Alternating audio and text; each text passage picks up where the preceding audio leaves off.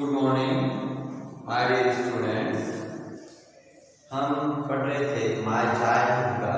हमने point number 8 तक discuss कर लिया था, जो पेज नंबर 72 पर पॉइंट नंबर 8 तक हमने डिस्कस कर लिया था, ट्रांसलेट किया था, इसे समझा था।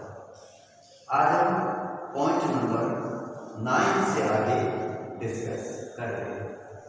एक बहुत इंपॉर्टेंट वर्ड है ऑप्टिमिज्म, आशावादिता। और ऑप्टिमिस्ट होता है आशावादी, ऑप्टिमिस्ट और ऑप्टिमिज्म कई बार एग्जाम में पूछे गए वर्ड। लॉन्गिंग वर्ड भी पूछा गया है, लॉन्गिंग लालचा के लिए। रिफ्यूज वर्ब कई बार डिनाई वर्ब की सिमिलर रिफ्यूज या डिनाई दोनों सिमिलर। रिफ्यूज का अर्थ भी मना करना होता है और डिनाई का मतलब भी मना करना होता है, तो ये भी कई बार पूछी गई है। और पर्टर्बेबल का जो सिमिलर है डिस्टर्ब, और ये है पर्टर्ब, इसका सिमिलर है डिस्टर्ब, ये भी पूछे गए हैं, तो इन्हें आप याद कर लें। हॉरिफाइड के पास पार्टिसिपल है, हॉरिफाइड की थर्ड फॉर्म जिसे कहते हैं हॉरिफाइड, तो ये पास पार्टिसिपल फॉर्म है। थोड़ा इन्हें दिमाग में रखें। परमिशन कॉमन वर्ड है दोनों की, जिसका अर्थ होता है। हम शुरू करते हैं पॉइंट नंबर 9 से।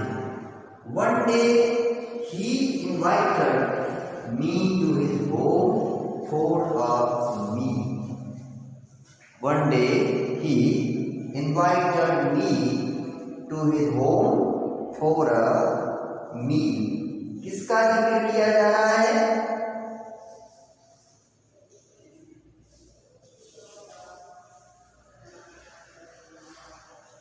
जिन सर ने कलाम को कहा था कि कलाम, मैं तुम्हारा ऐसा विकास चाहता हूं कि तुम बड़े शहरों के उच्च शिक्षा प्राप्त लोगों के साथ बराबरी कर सको। उन सर ने कलाम महोदय को घर पर बुलाया, भोजन के लिए आमंत्रित किया। One day he invited me to his home for a meal। एक दिन उन्होंने मुझे अपने घर भोजन करने के लिए आमंत्रित किया। His wife was horrified at the idea of a Muslim boy being invited to dine in her ritually pure kitchen।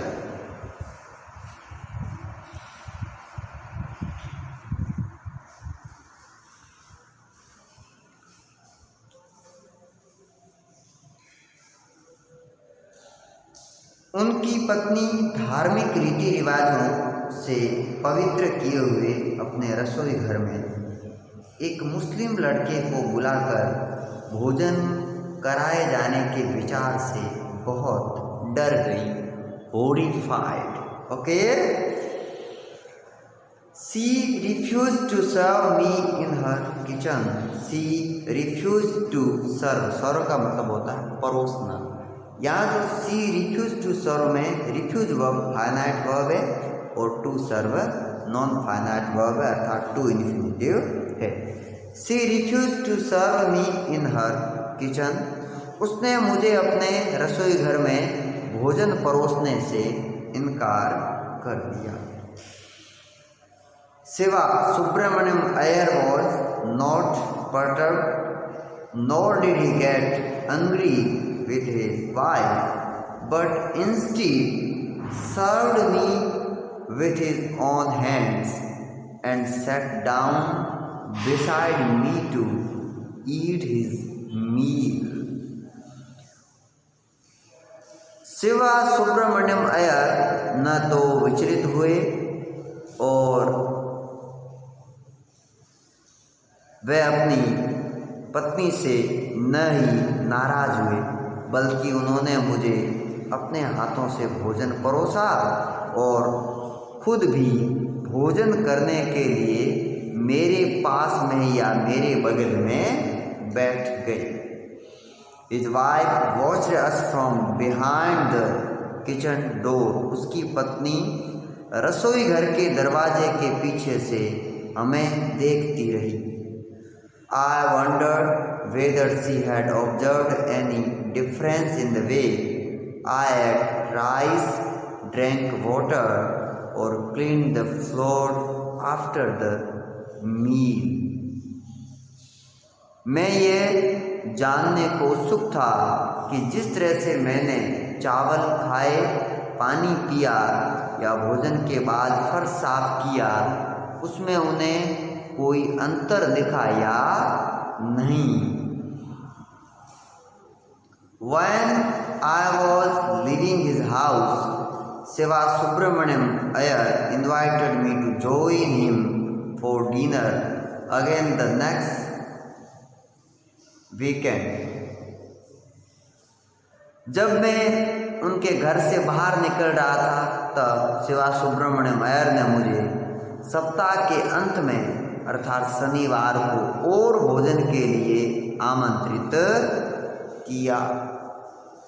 Observing my hesitation, he told me not to get upset, saying, once you decide to change the system, such problems have to be confronted.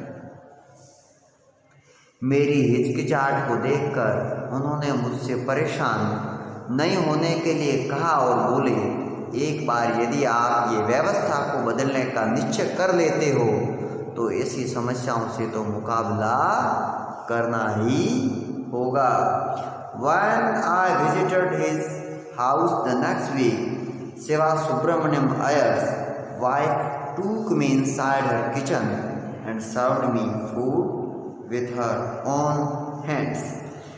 अगले सप्ताह जब मैं उनके घर गया तो शिवा सुब्रमण्यम अय्यर की पत्नी मुझे अपने रसोई घर में ले गई और स्वयं ने अपने हाथों से मुझे भोजन सर्व किया या भोजन परोसा। यहाँ सिंपल पास्ट टेंस काफ़ी आ रहा है, वर्ब की सेकंड फॉर्म आ रही है।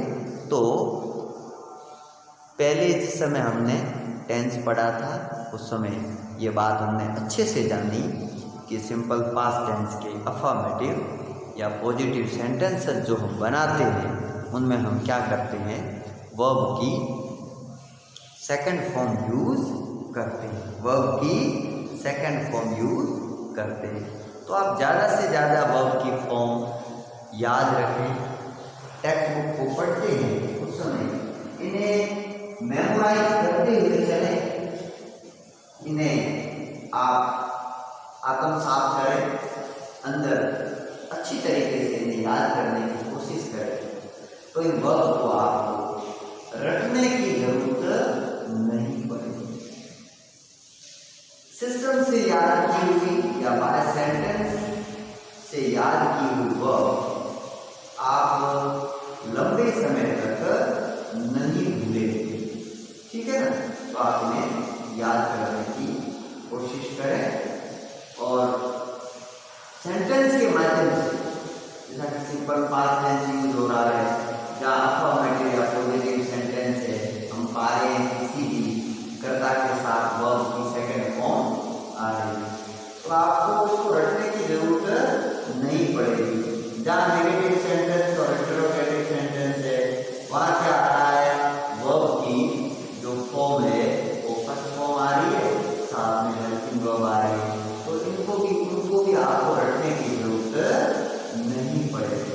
मेरे कहने का मतलब है कि आप टेक्स्ट बुक जब पढ़ते हो तो विभिन्न प्रकार के सेंटेंसेस को आप इनका विश्लेषण करें, आप अंतर्मन से इन्हें अच्छी तरीके से एक ही लेसन का आप अनुवाद समझ लेते हैं तो छोटी मोटी बातों की दिक्कत आपकी प्राकृतिक रूप से जो हर्डल होती है, जो बाधा होती है, जो इंग्लिश पढ़ने के दौरान आती है, वो हट जाती है।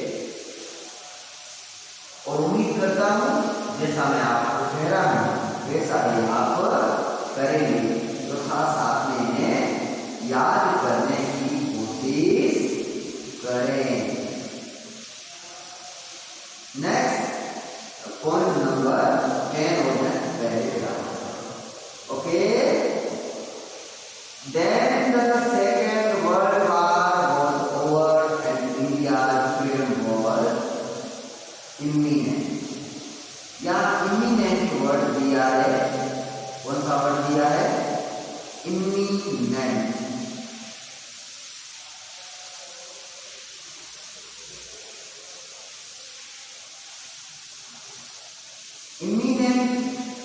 वर्ड है, ये वर्ड नजदीक के लिए, नियर या क्लोज के लिए यूज होता है हिंदी में, ठीक है ना।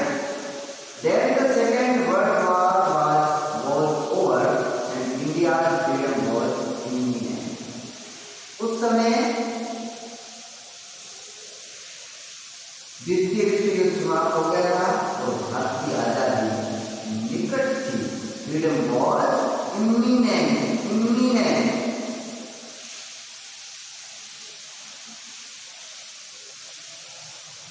Indians will build their own India, declared Gandhi. Gandhi ji ने घोषणा की, भारतीय अपना स्वयं का भारत बनाएंगे।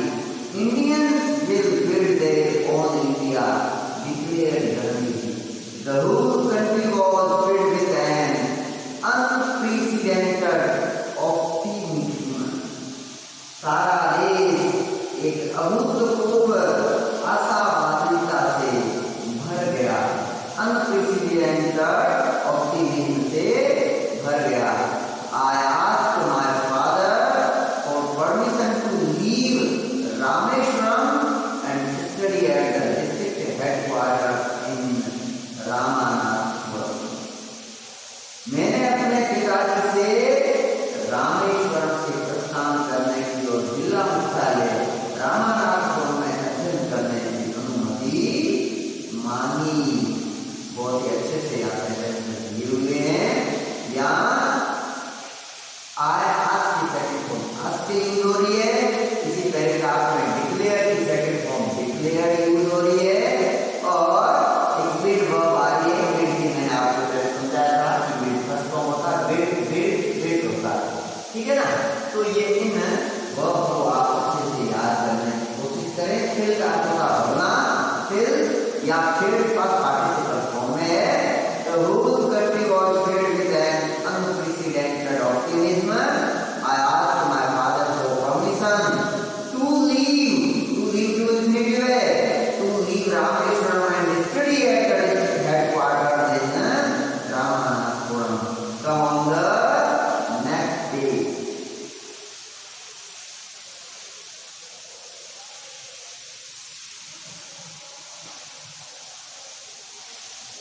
He told me as if I thinking aloud.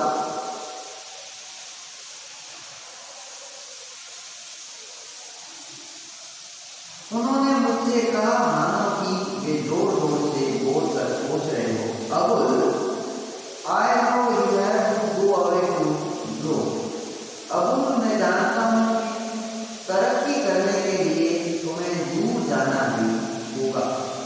Does the seagull not fly across the sun alone and without a net? क्या एक समुद्री पक्षी अकेला और बिना घोंसले के उड़कर सूर्य को पार नहीं करता? Does यूज हो रहा है, कौन सा टेंस है? सिंपल प्रेजेंट टेंस है। Does the seagull not fly across the sun alone and without a net? He quoted Khalil Gibran to my hesitant mother. और मेरी हिचकिचाती हुई माँ को उन्होंने खलील जिब्रान की पंक्तियां उद्धृति कोटेड करके बताई। Your children are not your children. तुम्हारे बच्चे नहीं है। They are sons and daughters of life longing for itself. वे तो स्वयं जीवन की लालसा के पुत्र और पुत्रियां हैं। अर्थात व्यक्ति अपने माता पिता से अधिक अपनी जीवनगत लालसाओं के लिए प्रतिबद्ध होता है। बहुत अच्छी बात उन्होंने बताई। They come to you but not from you. वे तुम्हारे द्वारा आते हैं पर तुम्हारे पास से नहीं आते। You may give them your love but not your thought. तुम उन्हें अपना प्यार तो दे सकते हो पर अपने विचार नहीं दे सकते। For they have their own thoughts. क्योंकि